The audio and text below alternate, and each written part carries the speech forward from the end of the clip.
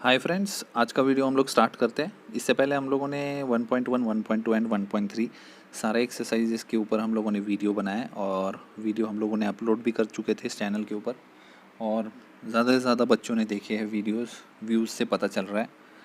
तो हम लोग आज 1.4 एक्सरसाइज करने वाले जिसमें वर्ड प्रॉब्लम्स है और word problems which are based on sets. हम लोग ये सारी चीज़ें देखने वाले हैं। तो चलिए स्टार्ट करते हैं। सबसे पहले जो है हमें number of elements in a set ये समझना ज़रूरी है। मतलब कि अगर कोई सेट है उसके अंदर कितने सारे नंबर्स प्रेजेंट है ये देखना बहुत ज़रूरी है। तो हम लोग यहाँ पे स्टार्ट करते हैं, ये कुछ एग्जांपल्स दिए हुए इससे, ठीक है। तो देखो ए के अंदर जो है दिए हुए 3, 6, 9, 12 एंड 15, ठीक है। मैं ये सारी चीज़ें टेक्स्ट बुक में से बता रहा हूँ और अगर आप काउंट करते हो तो कितने हैं, 1, 2, 3, 4, 5 एलिमेंट्स है। तो नंबर ऑफ ए मतलब number of elements of A is considered as 5। इसको इस तरीके से ही लिखना है आपको। उसके बाद में हम लोग बी के बारे में बात करते हैं। तो बी में कितने एलिमेंट्स थे, तो बी में थे 6 एलिमेंट्स। दोनों को मैं अगर प्लस कर देता हूँ तो दोनों को प्लस करने के बाद आंसर क्या आता है, 11 आता है, ठीक है। अब ए यूनियन बी मतलब कि ए के और बी के मिला के कुछ एलिमेंट्स थे जो कॉमन थे, वो आ गए हमारे answer. Number of elements of A union B is answer आया 9, ठीक है। कैसे 9 आया है, तो देखो यहाँ पे हम लोगों ने कॉमन एलिमेंट सारे एलिमेंट्स लेने हैं। 3, 6 यहाँ पे, तो 6 दो बार नहीं लिखने वाले हम लोग। 9 है, 12 दो बार नहीं लिखने वाले, 12 वन टाइम भी कंसिडर किया जाएगा। तो इसीलिए टोटल जो है 9 आया, 11 नहीं, ठीक है। क्योंकि कुछ एलिमेंट्स जो थे वो रिपीटेड थे। ए यूनियन बी में हम सारे एलिमेंट्स कंसिडर करते हैं, लेकिन हम लोगों को इसके अंदर कॉमन एलिमेंट्स को हटाना पड़ेगा, एक ही बार कंसिडर करना पड़ेगा। जैसे कि यहाँ पे 12 दो बार है, दो बार थोड़ी लिख सकते हैं हम लोग, तो इसीलिए फाइनल आंसर जो आया वो 9 आया। अब ए इंटरसेक्शन बी का मतलब क्या है, मतलब ऐसे एलिमेंट्स जो दोनों सेट में कॉमन है, common elements of set A and B. तो चलिए वो भी बता देते हैं कौन से थे। 6 था भाई, उसके बाद 12 भी तो था, तो दो एलिमेंट जो है वो कॉमन है। तो इसलिए देखो ए इंटरसेक्शन बी के एलिमेंट्स के आंसर आ गए 2। यहाँ तक समझ गया। और फिर हम लोग फॉर्मूला लिखते हैं।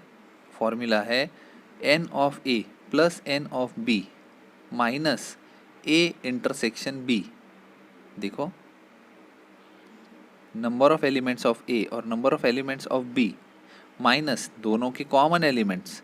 तो जब माइनस करते हैं तो आंसर आता है हमारा 9।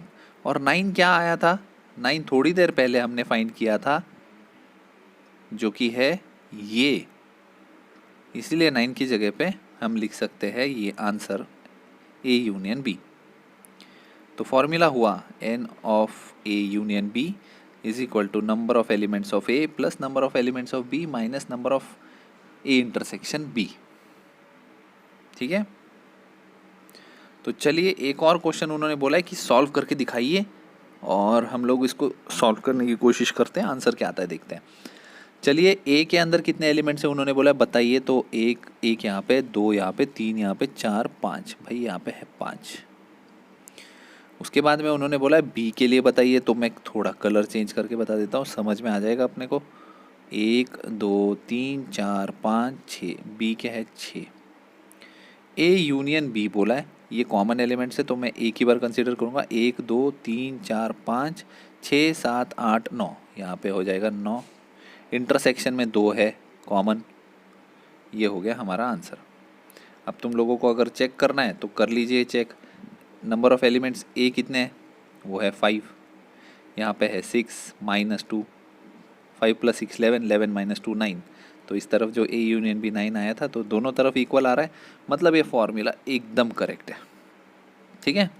और इसी फॉर्मूले के ऊपर हम लोग कुछ और वर्ड प्रॉब्लम्स जो है वो सॉल्व करने वाले हैं, ठीक है। तो एक एग्जांपल है वैसे तो दिया हुआ, दूसरा तुम लोग इस तरीके से भी ट्राई कर सकते हो, ऐसा कुछ नहीं है। चलिए प्रैक्टिस सेट 1.4 जो है वो फटाफट चालू कर देते हैं। क्वेश्चन है ये, देखता हूँ मैं इसको कॉपी करके और क्या ये यूनियन और इंटरसेक्शन जो है वो आ सकते हैं क्या। तो देखते हैं पेस्ट करके एक बार। तो मैं यहाँ पे फाइल में पेस्ट कर देता हूँ इसको। ओके, तो ये रहा मेरा क्वेश्चन। एक्चुअली यहाँ पे यूनियन था और यहाँ पे इंटरसेक्शन था, मुझे ये पता नहीं। चलिए सॉल्व करते हैं। फॉर्मूला सबको याद है, N number of A union B is equal to N of A plus N of B minus N of A intersection B. ये फॉर्मूला है।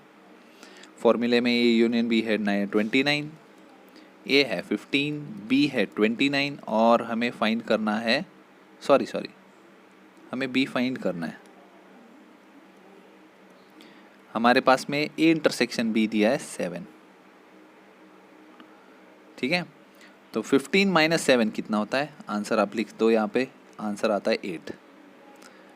एन ऑफ बी इस तरफ है 29, 8 को कर दो शिफ्ट वहाँ पे। सब फॉर्मूले के हिसाब से ही करना है, आंसर आपके आते जाएंगे। आंसर आता है 21, ठीक है। तो ये आ गया मेरा first answer, question number 1। Question number 2 की तरफ देखते हैं। सिंपल है या हार्ड है पता नहीं, चलो इसको मैं कोशिश करता हूँ यहाँ से कॉपी करके अपना जो पेज है उस पर पेस्ट करने की। कॉपी हो चुका है, पेस्ट कर देते हैं और आंसर की शुरुआत करते हैं। क्वेश्चन नंबर 2 जो है ये हो गया मेरा पेस्ट। क्वेश्चन नंबर 2 आपको दिख रहा है यहाँ पे। एक हॉस्टल है जहाँ पे बच्चे हैं 125। In hostel there are 125 student, मतलब ये यूनिवर्सल सेट है। मैं इसको एन ऑफ यू लिखता हूँ 125 स्टूडेंट्स। इसको हम लोग कुछ नहीं करने वाले अभी के लिए। इसमें से चाय पीने वाले, मतलब out of which 80 drink tea, which means 80 students are drinking tea, इसलिए मैंने कंसिडर किया number of tea drinkers. And after that coffee वाले भी तो है, तो इसलिए सी कंसिडर कर लिया हमने, उसके नंबर है 60। अब इसमें क्या होने वाला है कि ऐसे कुछ बच्चे हैं जो 20 students are drinking tea and coffee both बोलने की वजह से इंटरसेक्शन आ गया। कॉमन है दोनों में, सॉरी ए नहीं लिखना था मुझे, टी एंड सी लिखना था। टी इंटरसेक्शन सी, आंसर क्या आता है मेरा 20। तो चलो हम लोग number of T union C पता करते हैं। ये क्या आने वाला है हमारा, number of T plus number of C minus उनका इंटरसेक्शन। थोड़ा छोटा कर देंगे तो आंसर आ जाएगा। ये स्टूडेंट्स हैं यहाँ पे, आप नहीं तो बोलोगे कि okay, number of T intersection C. दोनों के सबके आंसर्स पता है, 80 प्लस 60 माइनस 20, ये आएगा 140 माइनस 20, फाइनल आंसर 120। 120 बच्चे हैं जो चाय या फिर कॉफ़ी पक्का पीते ही पीते हैं, ठीक है। 120 बच्चे ऐसे हैं। 125 बच्चों में से 120 बच्चे ऐसे हैं जो रेगुलरली चाय या कॉफ़ी पी रहे हैं। तो ऐसे कितने बच्चे बचे जो कॉफ़ी या चाय जो है वो पीते ही नहीं है। तो इसका आंसर आता है स्टूडेंट्स, डायरेक्टली लिखना है आपको, students who do not drink tea और कॉफ़ी। जो नहीं पीने वाले, मतलब क्या होता है, number of T union C का कॉम्प्लीमेंट वो होता है यूनिवर्सल सेट में से माइनस। यूनिवर्सल सेट 125 बच्चों का था, उसमें से 120 बच्चे तो ऐसे जो चाय कॉफ़ी पीते ही पीते, पक्का है ये। तो बचा 5 स्टूडेंट्स, 5 बच्चे ऐसे जो कॉफ़ी या चाय जो है वो नहीं पीते। ये फाइनल आंसर है हमारा, ठीक है। अगर मैं इसको एक वेन डायग्राम में ड्रॉ करूं तो कैसा रहेगा, चलिए देखते हैं। अगर याद आ ही गया वेन डायग्राम तो हम लोग वेन डायग्राम बनाते हैं। नीचे लिख देता हूँ वेन डायग्राम। तो ये थे बच्चे जो पीते थे कॉफ़ी, और यहाँ पर कुछ बच्चे थे जो पीते थे टी। ये था यूनिवर्सल सेट मेरा, ठीक है, 125 बच्चों का। इसमें से जो 20 बच्चे थे ना वो इंटरसेक्शन में थे यहाँ पे, 20 बच्चे। इसके बाद में कॉफ़ी पीने वाले थे 60 में से 20 यहाँ पे थे, तो बचे 40 बच्चे यहाँ पे।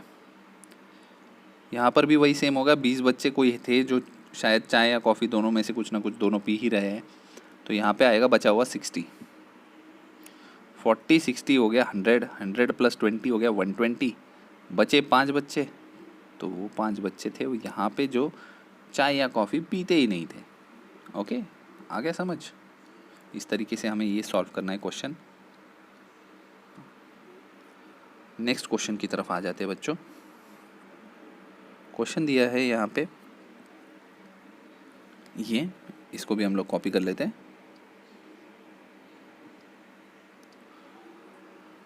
कॉपी करके यहाँ पे मैं पेस्ट कर देता हूँ इसको वापस। Question number 3, here it is. Let's start the question. In a competitive exams, 50 students passed in English, 60 students passed in mathematics, 40 students passed in both the subjects. तो चलिए, number of students who passed in English is 50. Number of students who passed in mathematics is 60. And number of students, और actually small letters में लिखना चाहिए था, number and then again number, who passed both in English and actually ये होना चाहिए and mathematics is 40.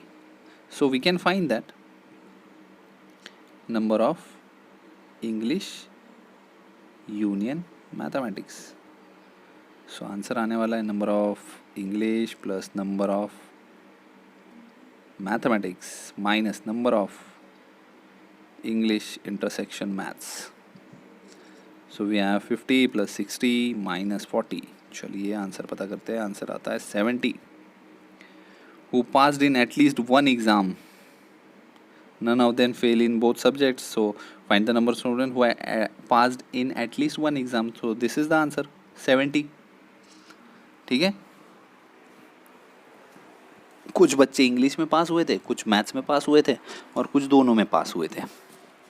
तो यहाँ पर हमारे पास पूरी लिस्ट है उसकी। और ई यूनियन एम मतलब ये है कि नंबर ऑफ स्टूडेंट्स हुआ passing in at least one exam. So we are calculating all those students, तो इसलिए 70 आंसर आ गया। बहुत ही सिंपल क्वेश्चन था ये, इसमें ज़्यादा कुछ करना नहीं था। हम लोग 4th क्वेश्चन की तरफ आ जाते हैं। थोड़ा बड़ा है, सॉल्विंग में बड़ा है कि नहीं ये नहीं पता, हम लोग सॉल्व करके देखेंगे तो पता चल जाएगा।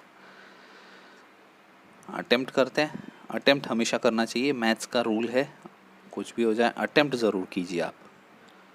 ठीक है, चलिए क्वेश्चन पढ़ते हैं हम लोग। क्वेश्चन दिया है कि a survey was conducted to know the hobby of 220 students. तो बच्चे तो है 220, तो ये हो गया मेरा यूनिवर्सल सेट 220 बच्चों का 9th स्टैंडर्ड के, out of which 130 students informed about their hobby as rock climbing. So we considered R as rock climbing and number of students are 130. Similarly, sky watching, there are, I consider it as S, we have 180 students. And there are some students who followed both the hobbies, that is R intersection S, common hobbies are there, both the hobbies are common in them. So there are 110 students. So using the formula, at least ऐसे बच्चे जिनकी rock climbing या फिर sky watching दोनों में से कोई ना कोई एक हॉबी तो पक्का है।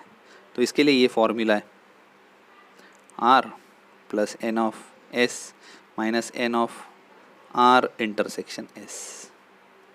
130 प्लस 180 माइनस 110, तो ये होता है 310 माइनस 110, दैट इज़ 200। 200 बच्चे ऐसे जिनके पास कुछ ना कुछ तो हॉबी है ही।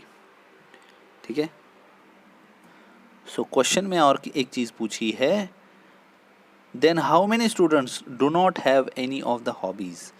तो 200 बच्चों की तो हॉबीज़ है, टोटल था 220, तो इसका इंटरसेक्शन पता कर लेंगे तो आंसर आ जाएगा हमारा, सॉरी कॉम्प्लीमेंट पता कर लेंगे तो यूनिवर्सल सेट में से ये वाला RUS मतलब that is R union S पता करते हैं तो 220 minus 200 final answer is 20 students.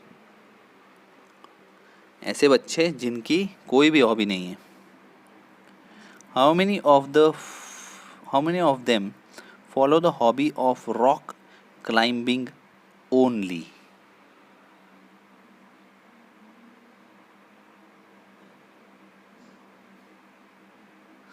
तो रॉक क्लाइंबिंग का ऑप्शन दिया हुआ है, एक सेकेंड, चलिए देखते हैं कि ऐसे कितने बच्चे हैं जो, देखिए यहाँ पे क्वेश्चन दिया था there are 110 students who follow both the hobbies. इन 110 बच्चों में से ऐसे कितने बच्चे हैं जिनको सिर्फ और सिर्फ रॉक क्लाइंबिंग पसंद है। तो इसके लिए हमारे पास में रॉक क्लाइंबिंग वाले बच्चे थे, ठीक है। तो मैं यहाँ पे लिखता हूँ students who like rock climbing only that will be elements of rock climbing minus element of R intersection S, क्योंकि इसके अंदर कुछ बच्चे जो थे वो स्काई वॉचिंग वाले थे। तो 130 में से मैं अगर 110 माइनस करता हूँ आंसर आता है 20 students who liked rock climbing only. And next we have how many of them follow the hobby of sky watching only. तो सेम स्टेप आपको करना है for sky watching only. So we will take the elements of sky watching and we will subtract the intersection set, that is 110 wala set, and we have rock climbing sky watching as 180। Minus करने के बाद answer आता है आपका 70 students. So in this way we can solve this question. Let's move on to the last question. Observe the Venn diagram and write the following sets. I guess it is very simple. A का set क्या है आपको लिखना है। चलिए A का set लिखते हैं। X Y is there, M N Z X Y is there, M N Z and X and Y। इसको आप अरेंज कर सकते हो, मैंने ऑन द स्पॉट किया इसलिए ऐसी कुछ चीज़ें हुई। बी के लिए क्या सेट्स लिखेंगे हम लोग। There is P Q R M N, P Q R also there is M and N, right. A union B, all sets we are going to write. तो ए यूनियन बी मैं यहाँ पे ही लिख रहा हूँ, इसको चेंज नहीं कर रहे हम लोग। तो we have X Y Z, we have M N, we have P Q and R. Okay, M and N दोनों में बट कॉमन है इसलिए नहीं लिखा है बार बार। Let's move on to the next, that is universal set. Universal set contains all these elements, so you will write U and all these elements, that is P Q R S T, P Q R S T, also M N is there, X Y Z is there. In such way we can write universal set. Now A complement which means A के बाहर के elements हमको लिखने हैं, ठीक है। It can be the numbers of B also, which means PQR is also there and ST is also there. PQR ST A complement है। वैसे B complement मतलब B सेट के बाहर के ऐसे elements, that is X Y Z के भी elements ले सकते हैं हम लोग, क्योंकि वो पी बी से तो वैसे भी बाहर है, और एस और टी वो भी तो है इंक्लूडेड। और बचा ए यूनियन बी का कॉम्प्लीमेंट, तो ए यूनियन बी में जितने थे मतलब कि ये सारे, ये नहीं कंसिडर करने हमें, बचे हुए जो एलिमेंट्स बाहर के थे वो कंसिडर करने हैं, मतलब सिर्फ एस और टी, ठीक है। इस तरीके से हमने सॉल्व किया है। मैं इसको थोड़ा 1 मिनट के लिए ऐसे ही रखता हूँ ताकि तुम लोगों को ये लिखने में आसानी हो। यहाँ से देख के आप लोग लिख सकते हो, ठीक है। आपको सारी चीज़ें इस क्वेश्चन में वेन डायग्राम से ही देख के लिखनी है। आई hope the lesson was easy. Also अगर आपको मेरे वीडियोस पसंद आ रहे हैं तो चैनल को जल्दी से जल्दी सब्सक्राइब कर दीजिए। मैंने ये पहले नहीं बताया था आपको, बट आई थिंक ये लेसन का लास्ट है, हम लोग और भी वीडियोस करने वाले इसके ऊपर। तो चैनल को सबसे पहले कर दीजिए सब्सक्राइब, क्योंकि जब भी कोई भी वीडियो आपका 9th स्टैंडर्ड का अपलोड किया जाएगा तो तुरंत आपको एक नोटिफिकेशन आ जाएगा आपके मोबाइल पे और आप वीडियोस जो है वो देख सकते हो। Okay, I hope the video was useful to all of you and I hope you all have understood everything. अगर कोई डाउट्स है तो आप डेफिनेटली व्हाट्सएप कीजिए। Thank you, take care, bye bye.